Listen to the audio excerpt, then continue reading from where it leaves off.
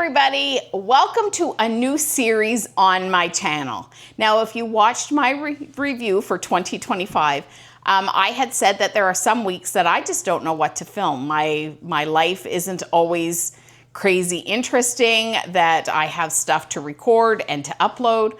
So I have decided to do a little cooking. And not just any cooking, we're gonna do some theme park cooking. Now, it's not gonna be just Disney or Universal, it could be other theme parks from other destinations. But today, we are going to cook, or we're gonna bake, school bread. Now, school bread is a Norwegian treat, which you can find in the Norway Pavilion in Epcot Center. And it is a bun, it's a cardamom bun with a custard cream filling. It does have a coconut top, and it's really good. I have seen so much about school bread, but have never tried it as many times as I've been to Epcot Center.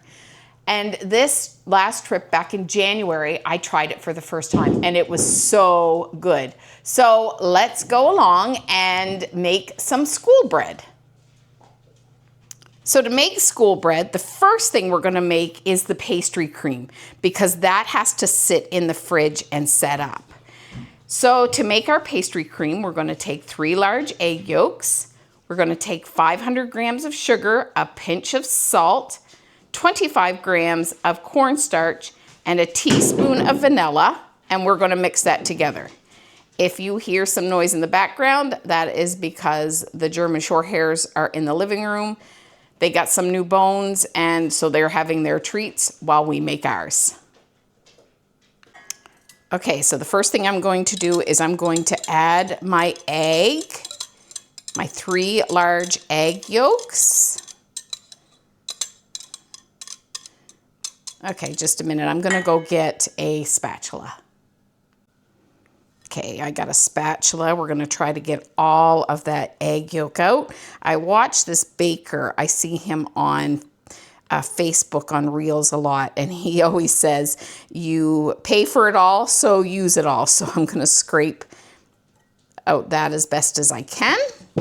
Now, I have already mixed in one bowl here. I have my sugar and salt and cornstarch. So I'm gonna add this in, and I'm gonna start mixing it up.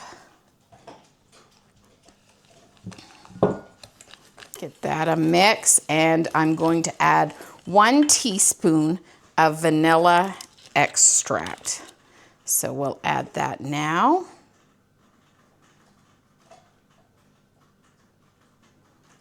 Or 1 teaspoon of vanilla extract, and we'll give that a mix. And it says to mix this until smooth. So we will be back. I'll be back with you as soon as I get this all nice and smooth and creamy. Okay, so we've got a pretty creamy consistency in our egg mixture. So now we are gonna go over to the stove because we have to heat up our milk in the stovetop. Okay, so the next step says to heat 400 milliliters of whole milk in a saucepan at medium-low heat. So we're gonna add our milk, and we need to whisk this consistently because we do not want to scald our milk. So I actually have mine on low heat. So I'm gonna turn up my heat a little bit, and we are going to heat this up. And it says that we heat this until we get a light simmer. Okay, our milk has come to a light boil. We don't want to overboil it, and you can see the little bubbles around the side. And now we are going to take this, I'm going to shut the heat off, and we are going to pour half of it into our egg mixture. Now it says to pour half of this into our egg mixture and whisk vigorously because we do not want it to have our eggs kind of clump up. This is actually starting to cook the eggs, but we do not want them to cook as in clumps. So we're just going to consistently whisk and add maybe a little bit more. And we will whisk that up to get it to a looser consistency, and that's probably about good right there. Okay, so the next step in this process is to, again, turn the heat back onto our milk on low heat, low to medium heat. And now we are going to add the egg mixture back into the rest of the remaining milk and mix again until it starts to thicken. And we are really going to whisk this time because it doesn't take much to curdle or to overcook your pastry cream. So this one here, we are going to keep whisking, and when it starts to get thick, we'll remove it from the heat and maybe put it back on and remove. So this is kind of like a bit of a dance, I guess, a pastry cream dance, because we don't want to overcook our pastry cream. Now it's only been about a minute and I've had to remove my pastry cream from the heat because, as you can see here, it is really, put it a little closer, it is really thickening up. So I am actually going to shut my heat off because I do not want to burn my pastry cream. And as you can see, it's pretty near perfect now. And that was literally a minute. Not even 2 minutes. It thickened up really quite quickly. Now, as I said, pastry cream has to sit up in the fridge. So we are going to put this in a heat-safe bowl, and we'll get it all in here. And we are going to cover it in saran wrap. But we want to make sure that the saran wrap is touching the top of the pastry cream so that it does not get a film on top of it. So I'm going to go get my my spatula again and we'll scrape that out. Okay, I got a clean spatula. We're going to scrape the rest of this cream out. Get it all in here.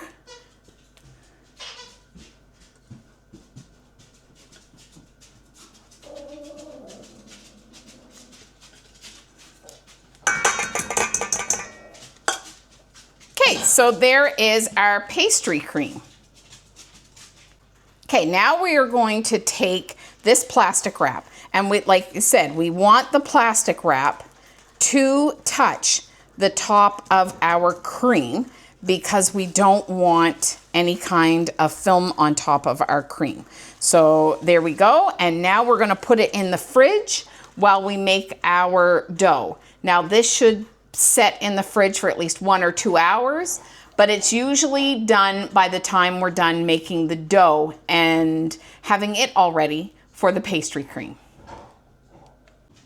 Okay, for our dough, the first thing we're going to do is go over to the stove again and heat up our milk. And we want to heat it up for it just to be warm. Not hot, not scalding, just warm. You can do it in the microwave. I don't own a microwave, so we are going to heat this up on the stove. And in it, we are going to add 2 teaspoons of instant yeast and a teaspoon of sugar. So we are going to do that right now. Okay, so I have my stovetop on low heat this time because this is whole milk. It's actually 200 milliliters of whole milk. And we are just gonna do this. Sorry, I put my arm in front of you. We're just gonna do this until the milk is warm. Now, while I'm heating my milk up, even though I'm only heating it to warm, I am stirring it because I do not want it to scald, same thing. And to test it, I have washed my hands, but I just take a spoonful and put my finger in it to see if it's warm. It's not quite there yet, so we will keep stirring and waiting for this to warm up. Okay, our milk mixture, or just our milk, I guess, is warm. We're gonna shut it off. We don't want it too hot because when we add the yeast, it will kill the yeast. So we're gonna take this over, add it to our yeast, and we're gonna let that sit for 5 to 10 minutes. Okay, I've added our instant yeast and sugar into the bowl. I'm gonna add the milk, give it a little stir.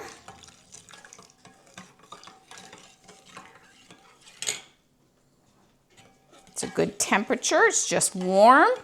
Give that a little stir and we're gonna set that aside and let it sit for 5 to 10 minutes and get our yeast activated.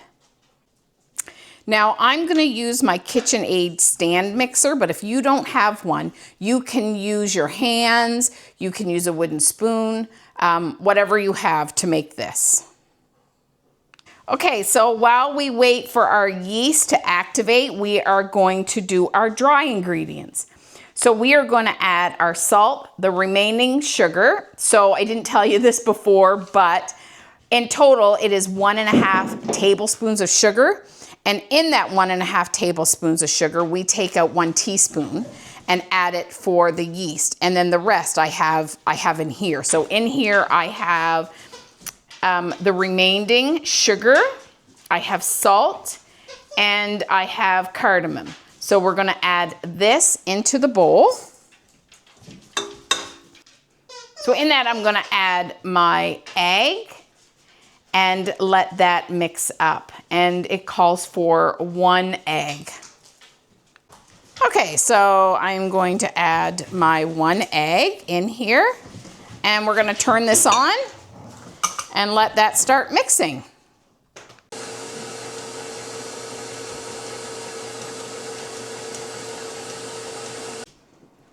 Okay, that's mixed up pretty good. Now the next step is we are going to add our butter, and it is 35 grams of unsalted butter. So we're gonna add that in there.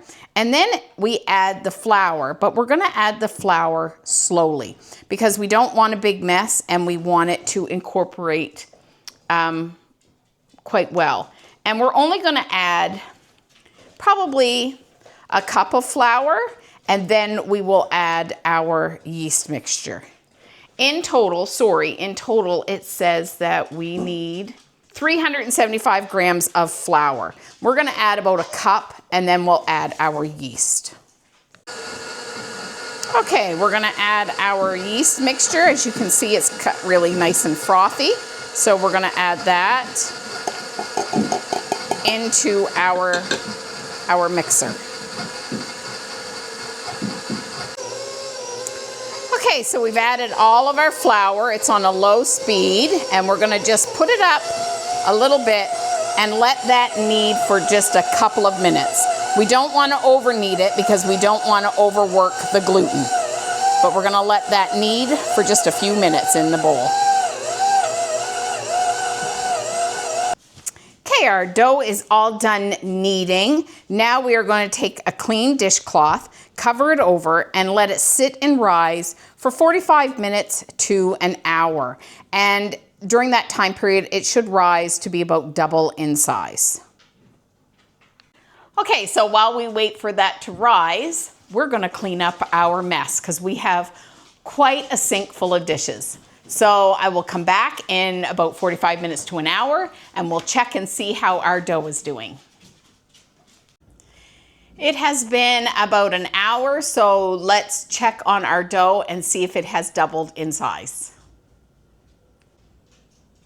Okay, so here's our dough.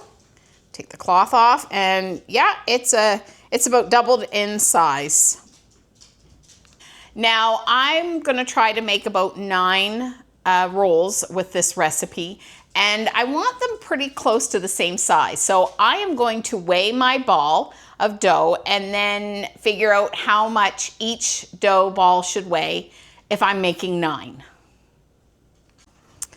Okay, I've got my scales here. I'm going to set it and I'm going to take my dough and weigh it. And it is 692 grams. Let me get my calculator out here and we'll weigh and see how much each one should be. So 692 divided by 9 equals approximately 77 grams per roll. So let's split this up now. That's 1. Okay, so I've got my 9 balls here of dough, and now I'm going to try to make them into a ball shape, and we want them smooth. We don't want to have things like this with all of these cracks and stuff. So what we're going to do is I'm going to take it and I'm going to roll it in my hand first. Get a little more uniform. Then we're going to put it on here and we're going to make a cup shape. Now this is a process that an old professor had showed me when I was taking skills in hospitality. So you take it and you make your hand into a cup and you roll it around, and as you can see, it comes out to a nice little ball. Now we do have a hole in the bottom there, so I'm going to pinch that together. I'm going to turn it over so that's on the top, and we're going to do the same thing again on the top. And there we go, a nice little ball without all the little seams and the dents. Let's do one more. We're going to roll it around in our hand first. Then we're going to set it down, make a cup over the ball. You don't want a floured surface when you're doing this because it will cause the ball to slide around more, and we want it to stick more to the surface. So we have that. I'm going to roll it over and do it again, and there we go. There's another. Now another thing that you can do to your dough balls when you have them all like this, where I was measuring and I have like 3 pieces in one dough, is we can kind of fold them in so that we start with a smooth top. So we fold it all over. We have a smooth top, but the bottom has a bit of a bunch. So we'll pinch that all together like that. And we're going to do the same process where we cup our hand. And there we go. We have a little bit here. We'll turn it over. Do it again on this side. And there. Nice little ball. Okay, we've got nice 9 little balls here. And now I'm going to cover them up again. And we're going to let them rise again for a second time. But this time for about 15 to 20 minutes. So we're just going to use the same cloth. Cover them over. And we'll be back in about 15-20 minutes to see what they do. All right, it's been 15 minutes. We're gonna take a peek at our buns. And they have rised some. So now we're gonna transfer these buns onto a parchment-lined baking sheet. Okay, at this point, we are going to make a well in the middle of our buns. Now I am going to use a metal measuring spoon. This is a tablespoon, and we're gonna press it right smack in the middle, all the way down. And this is going to be where we're gonna fill the cream. So we're gonna do that to each one of them.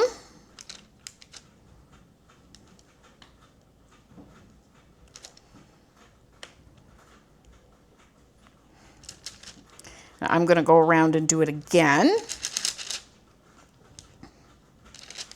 just like that. Okay, we are going to cover them up again and let them rise for another 15 to 20 minutes. So this will be the 3rd rise, and it is also the final one. So let's cover them up. And we'll be back in about 15-20 minutes to see what they look like then. At this point, we're also going to preheat our oven to 395 degrees. So first I'm going to reset my timer for 15 minutes, and that is for them to rise. And now I'm going to preheat my oven for 395 and start. And because they have to rise again for another 15 minutes, by the time that they're done rising, our oven should be heated up. Okay, it has been 15 minutes on our third rise. We're going to take this off and take a peek at the buns. They look pretty good. This one here, you can tell I didn't get in a very good circle, smooth circle. We've got some dents in it, but this will be our tester. So I'm going to take my tablespoon again, and I'm going to press down in the center again of each of the buns. I want to make sure I have a really good well in these buns so that we can fit a lot of custard. Because in my opinion, the custard is one of the best parts of these buns. We're going to make another hole here, just like that. Now, I have an egg, and I've added a little bit of water to make an egg wash, and we're going to just coat the top of our, oops, I got too much in that one. We don't want that. We're just going to coat the top of our buns in an egg wash. And a little bit, the middle won't hurt. We'll give them a little egg wash. Okay, we've egg washed all of our buns. Now we're going to take the saran wrap off of our cream, and it's been in the hour. No, it's been in the fridge now for a couple of hours, so it's well set, as you can see. And we're going to add the cream to the middle of our buns. I'm just going to give it a little mix, just to get it a little smooth. And we're going to add probably 1 to 2 teaspoons of the cream to the middle of each one of our buns. Now we're going to have more cream here than what we need for in the buns. But then we'll use the rest of the cream, and we will use it to decorate the top of the buns after they've cooked and cooled. So add some cream to each one of these. This here is a tablespoon, approximately tablespoon, and I'm kind of filling it up. So I'm probably using about 2 teaspoons of filling in here, maybe a tablespoon. A tablespoon is 3 teaspoons. It's the measurement conversion for it. So I guess I'm using about 2 to 3 teaspoons of cream. And I'm just going to go around and make sure they're nice and full.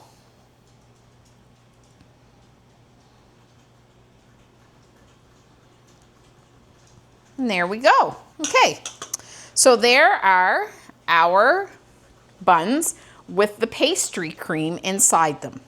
Now we're going to take them over to the stove. The stove is already preheated to 395, and we're going to cook these for about 10 to 12 minutes. I'm going to set the timer for 10 minutes, check on them, and see if they need a couple of minutes more. So let's take these over to the oven.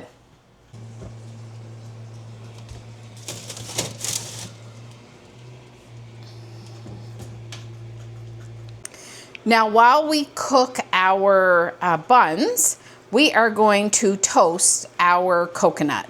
Now, we are using unsweetened coconut. You don't want sweetened coconut. You want unsweetened coconut. So we're going to turn our heat on to low, and we're going to toast these just so that some of them are a little golden brown and some of them stay white. Also, I'm using a fine shredded coconut because this is all I could find in my grocery store. We didn't have just a regular shredded coconut. So that's why mine is a little finer than what you might find in your grocery store. So as you can see here, my coconut has toasted up just to a nice brown. I'm going to stop now because I don't want to over toast it and I don't want to burn it. So I'm going to shut it off and remove the pan from the heat, and I'm going to put this in a bowl and just set it aside until our buns are done. Okay, our school bread buns are now done, and we are going to just put them on the wire rack And now we're gonna let them sit for about a half an hour to cool off before we put the glaze and the coconut and the rest of the pastry cream on top for decoration.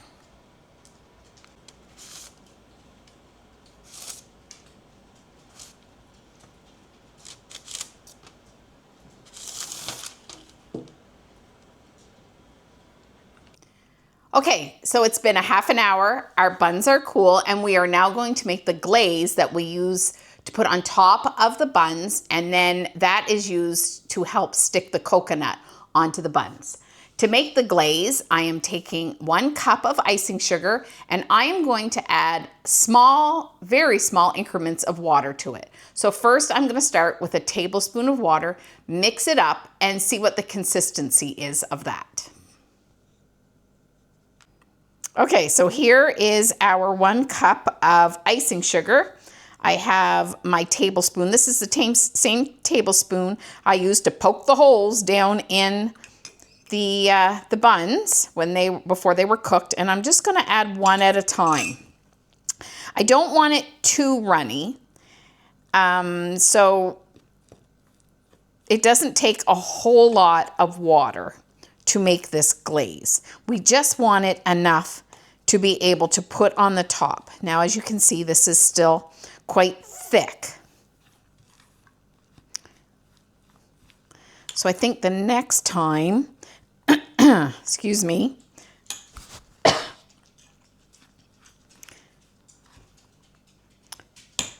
I'm gonna add just a little bit. I'm not gonna add a full, just gonna add a little bit at a time because we don't want it too runny.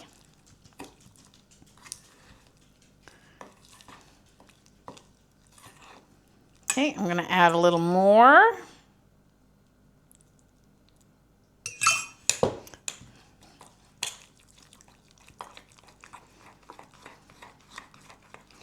We're gonna mix this up until it's nice and smooth. We're getting a pretty good consistency right now, if you can see. It's nice and smooth.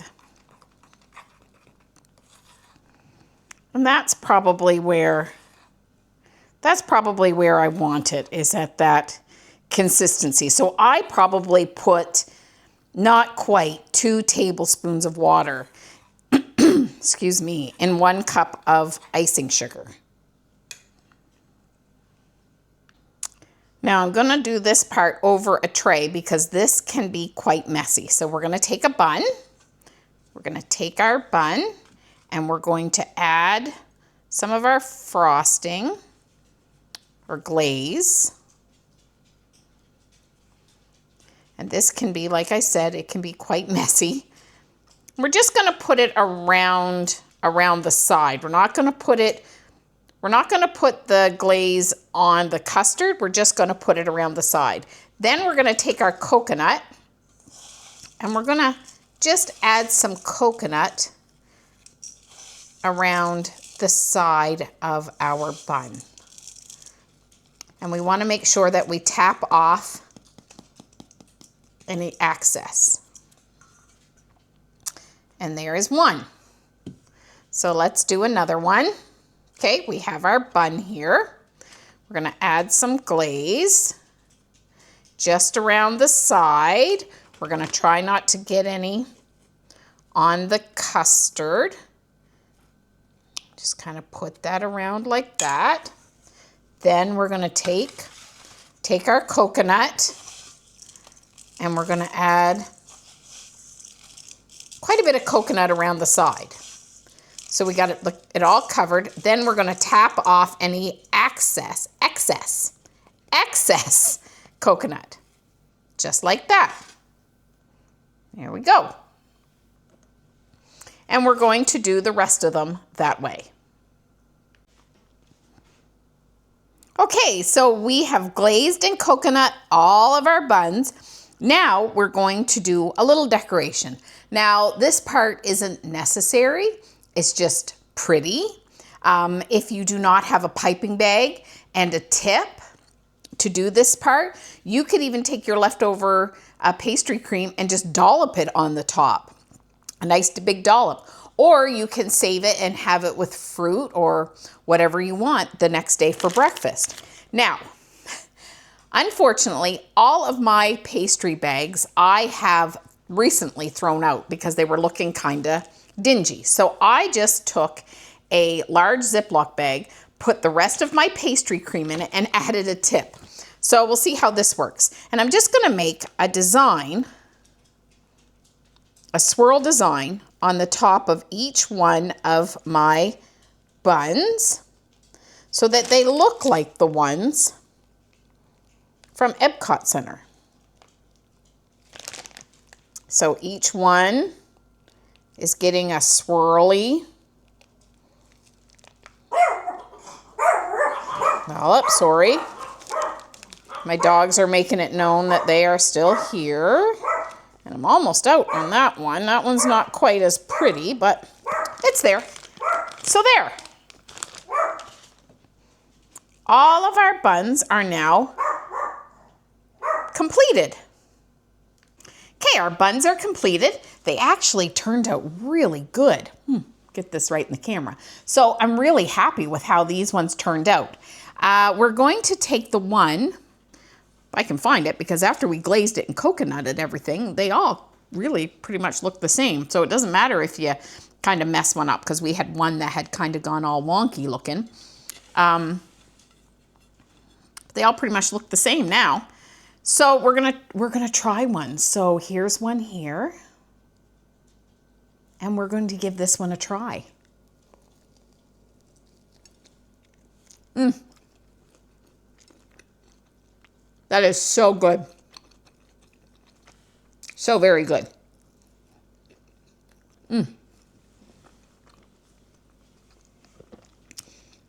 The bun has a slight cardamom taste. I think if I was to make this recipe again, I would put more cardamom in it because it's very, very, very slight. The cream, it turned out perfectly. If you are a little nervous about making pastry cream, you can substitute the pastry cream for vanilla pudding. I wouldn't suggest it, but pastry cream can be a little finicky and a little the more delicate side to make, but honestly, it's not that bad. You just have to be very patient and very attentive to it so that it doesn't curdle or burn. But this turned out really, really well. So, big thumbs up. I hope you enjoyed this video. If you did, like and subscribe, and do everything in love. And I will see you all next week. Bye-bye, everybody.